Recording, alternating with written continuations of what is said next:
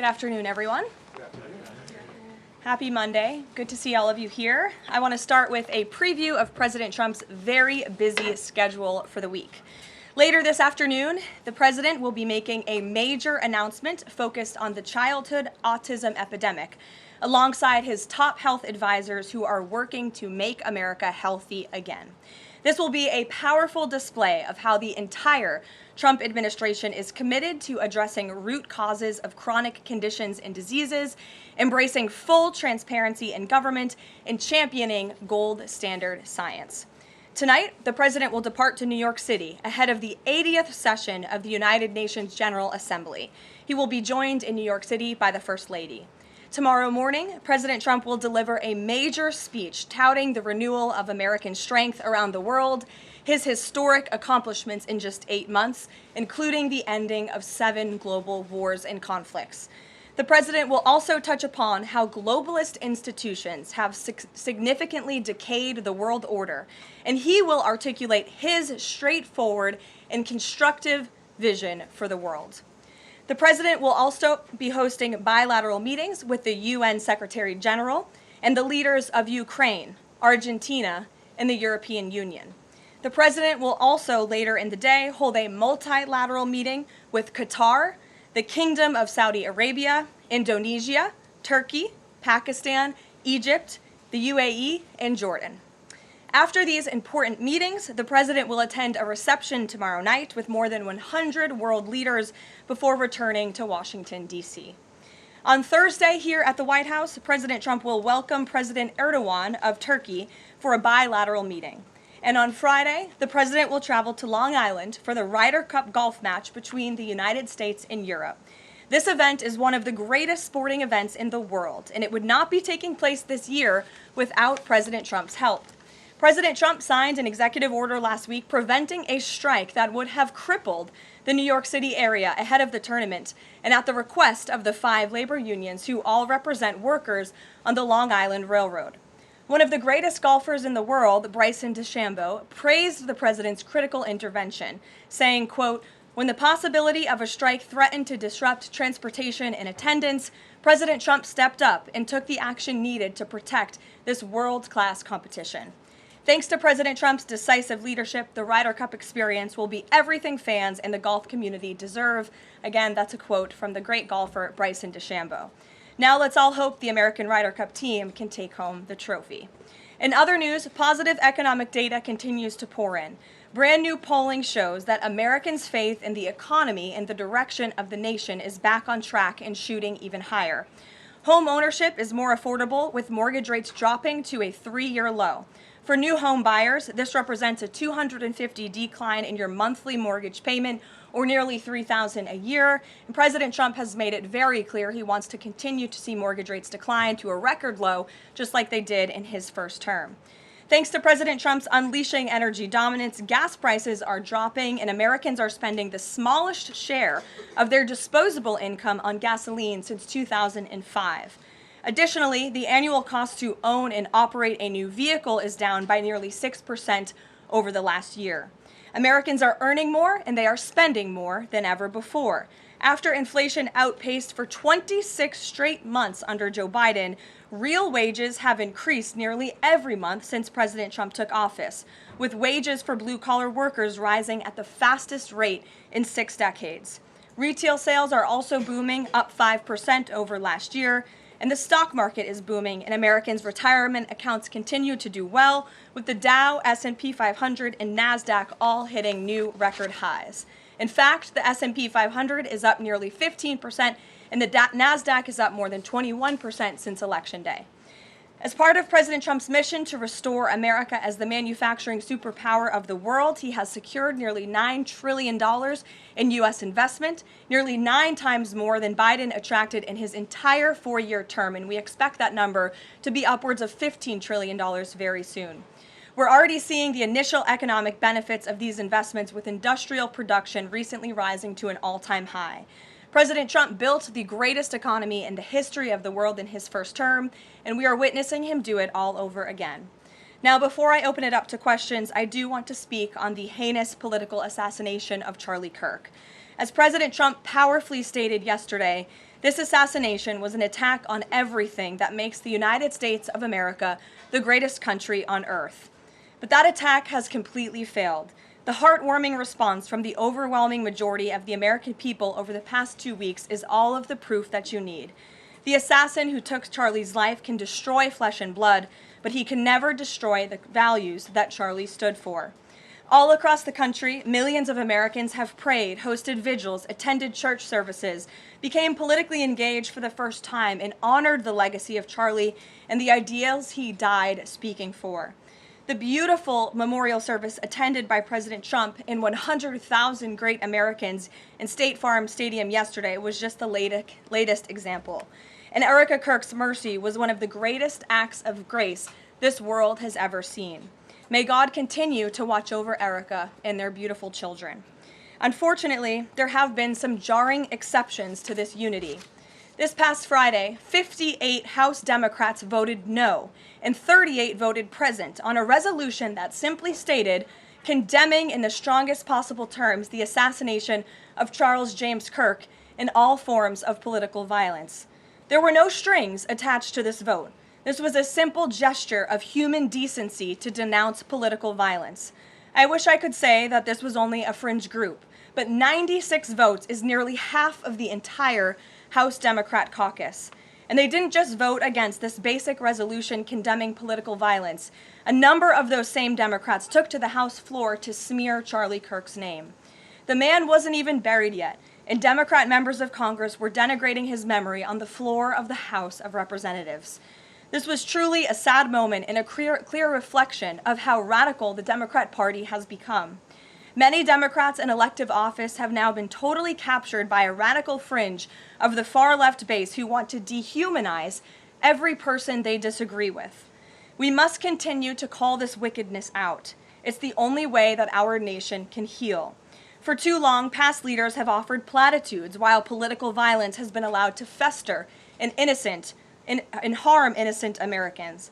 There has been coordinated campaigns dating back years, spearheaded by radical left-wing organizations centered on dehumanizing, intimidating, doxing, and even attacking Americans whom they disagree with. These groups have radicalized impressionable individuals to foment violence. An attempted transgender assassin traveled to Justice Brett Kavanaugh's family home with plans to end his life.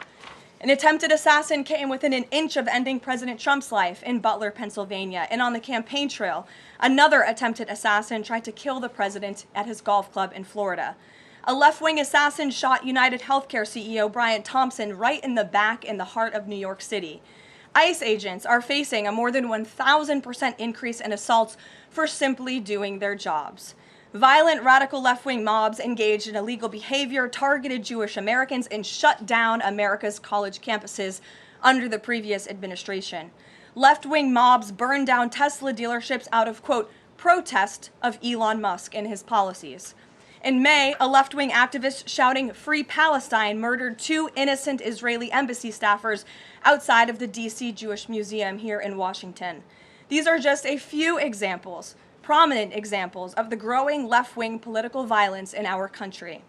Enough is enough, and as President Trump has promised, he will directly address the dark sources funding and supporting this domestic terrorism to finally restore order in our country. The American people can expect further, very strong action on this very soon.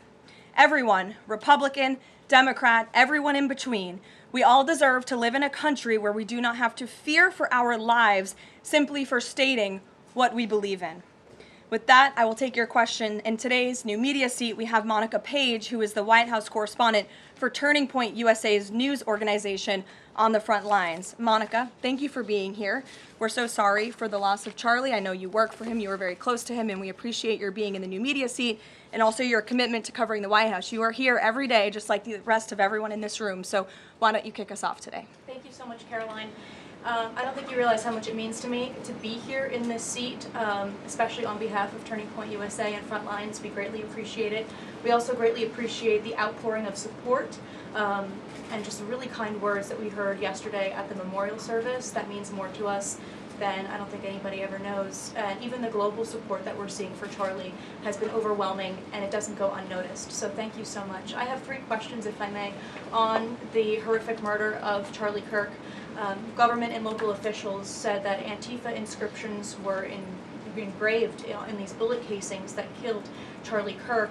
It appears to be a trend, especially after what we saw in the Annunciation Church shooting, Catholic Church shooting.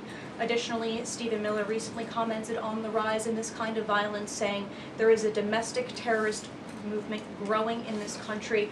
The president is designating Antifa as a domestic terrorist organization.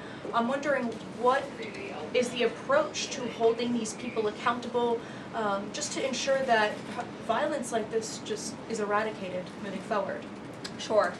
Well, Antifa is going to be designated a domestic terrorist organization. The president intends to sign that executive order very soon as it's drafted, as soon as today, later this afternoon. And this is something the president campaigned on, because we have seen a rise in violence perpetuated by Antifa radical people across this country who subscribe to this group. And unfortunately, it's gone widely uncovered by many in the legacy media. It also went completely ignored by the previous administration. Not anymore. Not only, as you mentioned, were the bullet casings subscribed with Antifa mottos, if you will, in the heinous assassination of Charlie, but there have also been more examples than I could read off for you here in this briefing room today of violence from Antifa. I will just read a few. In July 2025, several members of an Antifa cell ambushed and opened fire on officers at an ICE facility in Alvarado, Texas, shooting one officer in the neck. Also in July 2025, 3 Antifa members were charged with assaulting a police officer during a violent riot outside an ICE facility in Portland, which for weeks prior had been under siege from the local Antifa terror cell. In February 2024, a transgender Antifa terrorist detonated an explosive device outside of the office of the Republican Attorney General of Alabama. In July 2023, Antifa members linked to abortionist group Jane's Revenge firebombed pro-life facilities and vandalized churches. In January 2022, a suspected Antifa member was arrested for bringing a pipe bomb to a pro-Trump event. In January 2021, an Antifa supporter threatened to shoot police officers and Trump supporters outside of the Florida State Capitol building. Again, I could continue to list many more examples for those in the room who don't believe this is a serious threat to American safety and our national security, but this administration knows that it is. That's why the president will be signing this order. And we will also be, most importantly, looking at who is funding Antifa and who is funding these other violent left-wing groups that we've seen perpetuate so much crime and mayhem across our country. Thank you. And Charlie Kirk died exercising his First Amendment right, willingly debating, conversing with everybody and anybody. That was what he did. So what message does this White House have now to all Americans who feel like they are too afraid to express their beliefs, their values, their morals in the wake of such horrific violence? I think the president has answered this, and I will leave it to his response, Monica, where he so beautifully said, we have to keep fighting. We have to keep speaking up. We have to keep speaking our mind. I know that's what Charlie would want us to do, and we have a right to free speech in this country. The president supports it. It is protected by our beautiful Constitution, and Americans should not cower in fear. They should rise up in courage to continue speaking the truth. And to end on a lighter note, Karoline, sure. I'd love to know what your favorite memory of Charlie is. Sure. Charlie was a great guy, and he was, of course, a very influential person in the conservative movement, in the MAGA movement. He was so helpful to the president during the campaign and to all of us who worked on that campaign, that historic campaign. I myself had many great memories going on Charlie's amazing podcast and his show. He was always willing to text people with words of encouragement. In fact, my last text exchange with him was the day before he died, and he was asking for my husband and I's address to send a children's book to our son. And I think that just speaks to the type of person that he was. And I know so many of us here at the White House are going to miss him very much. Thank you, Carol. Thank you. Gabe. Caroline, thank you. Regarding the autism announcement, Sure. Why now? Does the administration have new data that hasn't been published previously showing a possible link between acetaminophen and autism? I know there's been many reports about what this announcement at 4 o'clock will be, Gabe. The president is very excited about this, so I don't want to scoop the president of the United States and our Secretary of Health and Human Services, but what I can assure you is that Robert F. Kennedy and the incredible health team that this president has put together are really viewing things in a much different lens. And they are paying attention to studies and the gold standard of science and research that many in this city for far too long have turned a blind eye to. So I think Americans are going to be enlightened and proud of what they hear later this afternoon, but I won't get ahead of the president on exactly what that announcement entails. On a different topic, going back to the president's social media post from over the weekend, regarding the DOJ and his seeming frustration that they hadn't taken action quickly enough. I want to point to something that the president said during his inaugural address. Never again will the immense power of the state be weaponized to persecute political opponents. We will not allow that to happen. Is the president going back on his promise? No. In fact, the president is fulfilling his promise to restore a Department of Justice that demands accountability. And it is not weaponizing the Department of Justice to demand accountability for those who weaponized the Department of Justice. And nobody knows what that looks like more than President Trump. We are not going to tolerate gaslighting from anyone in the media or from anyone on the other side who is trying to say that it's the president who is weaponizing the DOJ. It was Joe Biden and his attorney general who weaponized the DOJ. Joe Biden used this sacred American institution to go after his political opponent in the middle of an election year. And you look at people like Adam Schiff and like James Comey and like Letitia James, who the president is rightfully frustrated. He wants accountability for these corrupt fraudsters who abused their power, who abused their oath of office to target the former president and then candidate for the highest office in the land.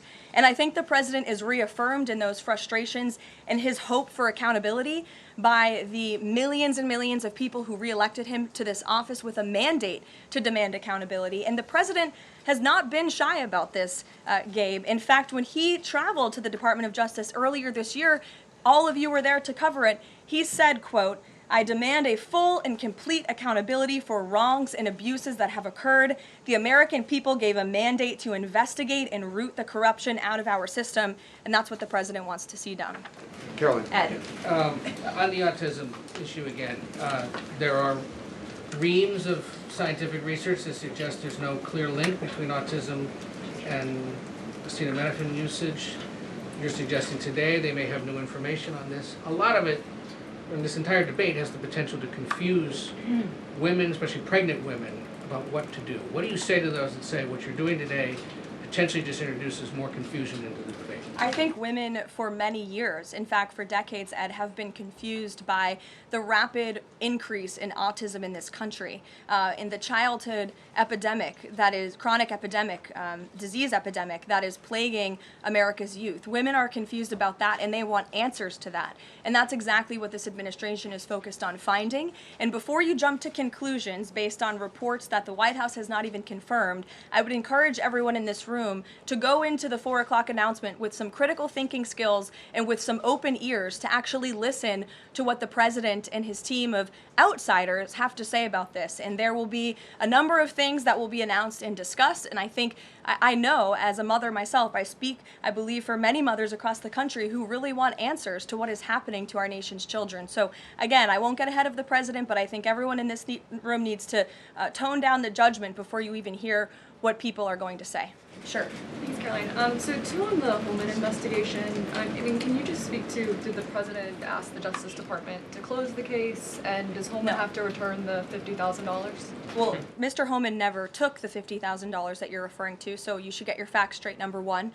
Number two, this was another example of the weaponization of the Biden Department of Justice against one of President Trump's strongest and most vocal supporters in the midst of a presidential campaign. You had FBI agents going undercover to try and entrap one of the president's top allies and supporters, someone who they knew very well would be taking a government position months later. Mr. Holman did absolutely nothing wrong, and even the president's Department of Justice, even Kash Patel's FBI, looked into this just to make sure. They had a number of different prosecutors and FBI agents who looked into this. They found zero evidence of illegal activity or criminal wrongdoing in the White House, and the president stand by Tom Homan 100% because he did absolutely nothing wrong, and he is a brave public servant who has done a phenomenal job in helping the president shut down the border.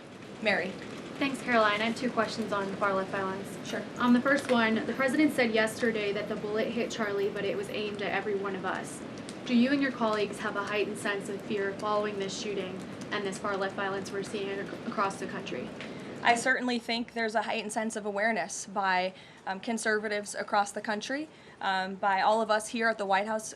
Again, as I said to Monica, many of us were personal friends with Charlie and had involvement with Turning Point before we came and served our government in this way. So certainly it's a very shocking incident, and I think, you know, it's very unfortunate that those of us who work in this movement have to think about violence just for speaking our minds and for supporting President Trump. And as a follow-up on that, I asked the president last night on Air Force One about this pattern of transgender violence we're seeing.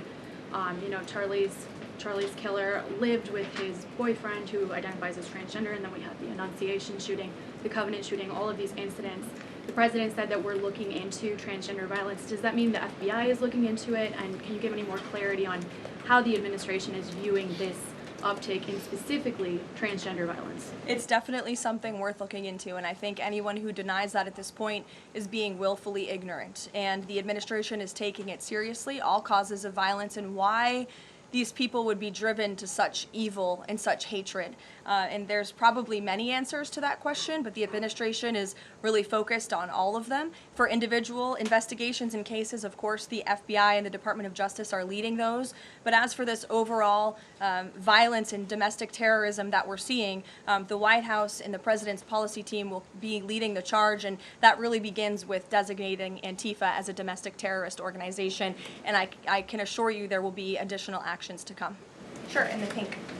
Thanks, Caroline. Liz Landers with PBS NewsHour. I just wanted to follow up quickly on something that the president had said yesterday. So we heard from Erica Kirk.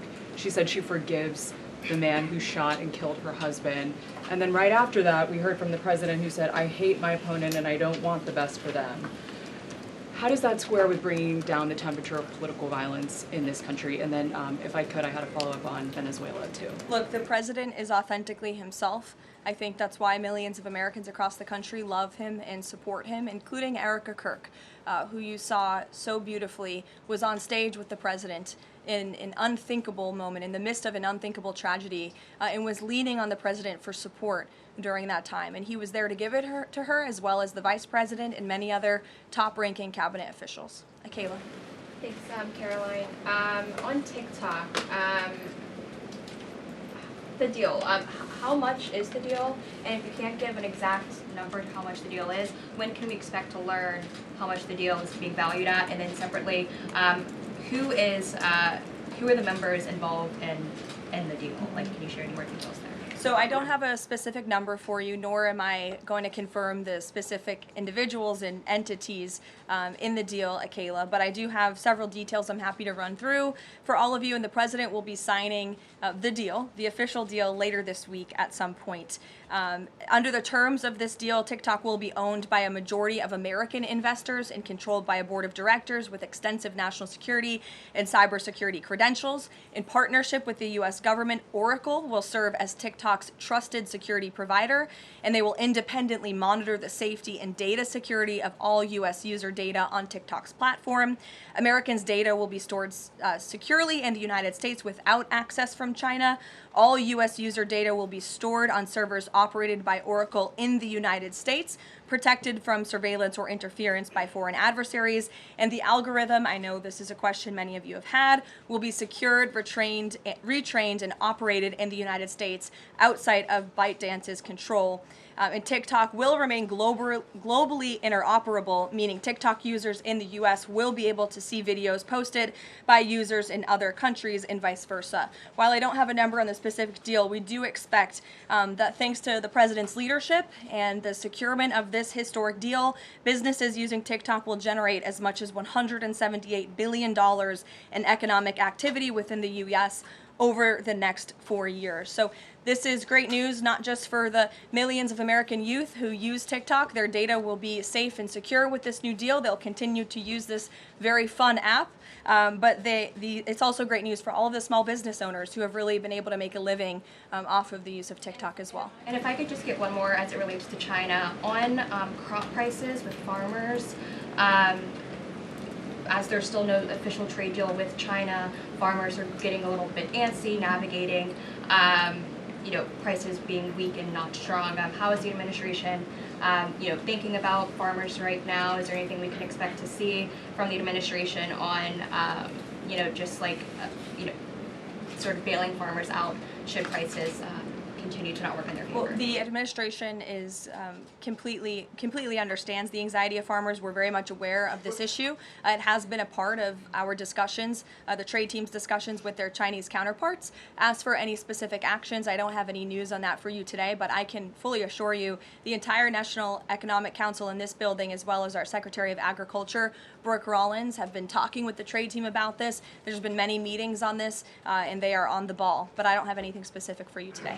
Sure, Selena. Thanks, Caroline. But the case against Letitia James was extensively investigated for 5 months, and President Trump's handpicked Attorney General Eric Sept could not find any evidence that he committed a crime. So is the president saying here it doesn't matter if there's a crime, he just wants his political enemies to be charged? Well, let me just walk you through Letitia James. Letitia James completely abused her oath of office. Letitia James was actively and openly engaged in lawfare. You talk about weaponizing the Department of Justice. What was Letitia James's campaign slogan?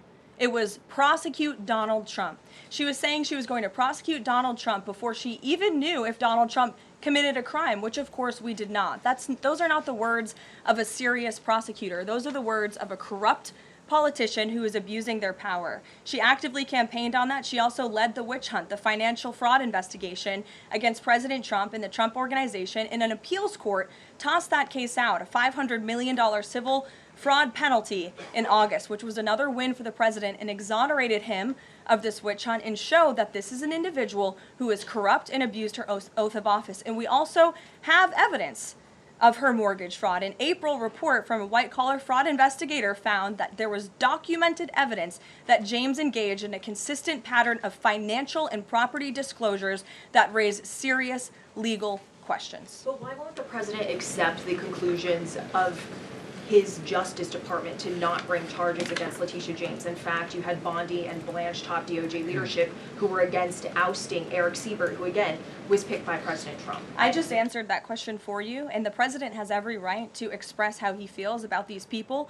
who literally campaigned on trying to put him in jail, who literally tried to ruin his life and ruin his businesses, and he wants to see accountability for those who abuse their office and abuse their power. And Letitia James absolutely did that, whether you want to admit it or not. Is that not Jeff. retribution, though? Jeff, it's accountability. Thanks, Jeff. Caroline. 2 foreign policy questions. President Putin has offered President Trump a 1-year extension of the most recent treaty limiting nuclear weapons. Does the White House have a reaction to that? Does the president want to accept that offer?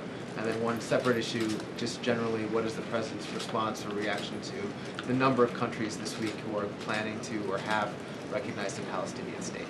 2 great questions, Jeff. To your first question about Russia, the president is aware of this offer extended by President Putin, and I'll let him comment on it later. I think it sounds pretty good, but he wants to make some comments on that himself, and I will let him do that.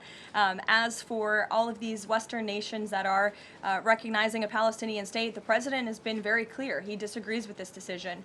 He spoke about that in the UK, standing right next to his friend, Prime Minister Starmer, and he feels this does not do anything to release the hostages, which is the primary goal right now in Gaza, does nothing to end this conflict and bring this war to a close. And frankly, he believes it's a reward to Hamas. So he believes these decisions are just more talk and not enough action from some of our friends and allies. And I think you'll hear him talk about that tomorrow at the UN.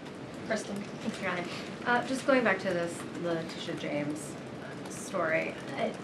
What does President Trump plan to do if the Attorney General, Pam Bondi, tells him that there is not enough evidence to bring his political opponent's cases or to charge those cases. That's a hypothetical question, Kristen. That hasn't happened at this point. But we did see one U.S. attorney not be able to find enough evidence, and now they no longer have a job. Is that something that you would consider? Look, the president stands with Pam Bondi 100%. He made that clear this weekend. He answered questions from all of you last night on Air Force One. He said the same, and that's how he feels at this moment in time. Just one more thing on the Attorney General Go with ahead. Pam Bondi. Caroline, would the president support designating Russia as a sponsor of terrorism if it doesn't return kidnapped Ukrainian children? And secondly, we just found out through questioning that Hunter Biden sat in on the discussions of his pardons. What's the White House response to that? Unfortunately, I think it's unsurprising, and it's also very telling that one of the only pardons Joe Biden signed on his way out the door was the pardon of his son. Everything else was signed with an auto pen, but that one was clearly his own signature. To your first question about Russia, I have no news to share with you on that. Sure, in the yellow. According to media reports, Maduro has sent a letter to President Trump, but President Trump avoided saying whether he has read it. Did he receive it? We have seen this letter. Frankly, I think there were a lot of lies that were repeated by Maduro in that letter, and the administration's position on Venezuela has not changed. We view the Maduro regime as illegitimate, and the president has clearly shown that he's willing to use any and all means necessary to stop the illegal trafficking of deadly drugs from the Venezuelan regime into the United States of America. Context of the letter? Gilbert, go ahead. The admin, To you and then go ahead. Sure. Thank you, Caroline. Whitline with Borderhawk News. The admin has openly discussed taking legal action against officials in sanctuary jurisdictions. Just this last weekend, we saw Mayor of Evanston, Daniel Bliss, rioting and protesting outside of an ICE facility near Chicago. Are there plans to start arresting sanctuary mayors or governors going forwards? Unless they commit a crime, I don't see them being arrested. But if they are violating federal law, if they are violating state law, then of course they should be arrested by state and local law enforcement. If they're violating federal law, then they can expect the consequences of that behavior. Nick. Thank you, Caroline. Would the president like to see Congress pass a national holiday honoring Charlie Kirk annually? That's an interesting question. I'm sure he wouldn't oppose such a thing. But you can pose that to him yourself next time you get the chance. Sure thing. And to follow up too, I know the president is honoring Charlie with the Presidential Medal of Freedom. Is there anything else that we don't know of in the works to honor Charlie? Not at this time, but we do look forward to that Medal of Freedom ceremony very soon. Daniel. Thanks, Caroline. This past Friday, Adam Schiff, Tim Kaine, they introduced a resolution on Capitol Hill aimed at stopping the successful kinetic strikes against narco-terrorists in the Caribbean Sea. What does a move like this, what type of message does it send to families, specifically families who have suffered at the hands of deadly narco drugs like these? I definitely think it sends the wrong message. We wish that Democrats would get on board with a very simple idea of ending drug trafficking and securing our homeland. And I saw a report this morning that the Dominican Republic actually helped us seize a boat that was on its way from Venezuela to the United States of America with lots of deadly drugs on board. And so if you actually hear from Caribbean nations in the region, they are thankful and grateful for the administration's efforts, and they're working alongside us to end this plague of drug trafficking through their seas. Sure, Karen. Over the weekend, Democratic leaders Chuck Schumer and Hakeem Jeffries sent a letter to the White House asking for a meeting with the president to talk about government funding. Has the White House responded to that letter, and will the president sit down with them to talk about this, given that deadline is now 8 days away? Discussions are ongoing with both Republican and Democratic members of Capitol Hill. I don't have any meetings or any scheduling updates for you today, but what I will share is that what this White House wants and what Republicans want. We want a clean funding extension to keep the government open. That's all we're advocating for, a simple, clean budget extension, a straightforward, responsible solution to keep the government open to November 21st and allow the full year appropriations process to move forward. And I will add, this is the same budget that the Democrats approved 6 months ago, just adjusted for inflation. And unfortunately, all of a sudden now, they want to shut down the government. And if the government is shut down, it's only going to, it will be the fault of the Democrats, and it will only hurt the most vulnerable in our country, our seniors, our veterans, our military families, and increasing security for members of Congress, which is something this White House and the administration supports. And if you look back at the statements made by Chuck Schumer and Hakeem Jeffries in the past, they too have advocated against a shutdown and for keeping the government open. Democrat Chuck Schumer himself said a shutdown would mean chaos and pain and needless heartache for the American people. He said once, avoiding a shutdown is very good news for the country, for our veterans, for parents and children, for farmers, and for small businesses. Hakeem Jeffries also said it's about the harm. Families will be hurt if there is a government shutdown. Farmers will be hurt. Holiday travel will be impacted. Democrats clearly know what the right thing to do is here. It's to join with Republicans to pass this clean funding extension. That's what the White House and the president wants. And with that, we will see you all at 4 o'clock for this big announcement later on. Thanks, guys.